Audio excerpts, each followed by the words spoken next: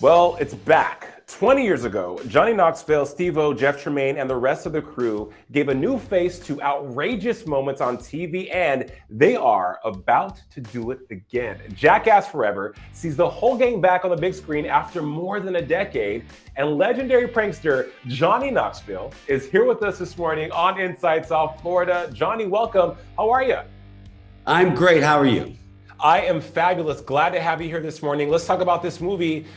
20 years of the franchise. You guys are back after a decade, and the fans are so happy to be reunited. Why the long hiatus, Johnny? I just waited until I got that overwhelming feeling of I want to make this movie. So it took a while, but I got obsessed all over again. Obsessed all over again. We've been obsessed, and I have to know, the pranks, right? You are legendary. The franchise is known for bringing some of the best and funniest, oh my God, TV moments. Was there pressure to outdo yourself with this movie, Johnny? We never try to outdo ourselves because that's a very slippery slope. But we just try and focus, well, as long as we're funny and having fun, that's what we strive for. But with that said, we naturally outdo ourselves because what was funny a few years ago to us is no longer as funny. So it naturally elevates. Social media has become this huge way of connecting with people. Did anyone slide into the DMs and say, hey, Johnny, how about this prank? Check it out. People do, but it's very hard to write for Jackass because it's very hard. You'd think it would be easy, but to get the tone of it and spirit of it is hard. So some people will throw out ideas, but they're never quite there. As you say, you never try to outdo yourself, but you're always constantly thinking of something that feels organic. In the lab, how do you guys come up with what pranks you're going to put and what stunts you're going to put into the film? God, I've been writing stunts for 10 years, ever since the last one.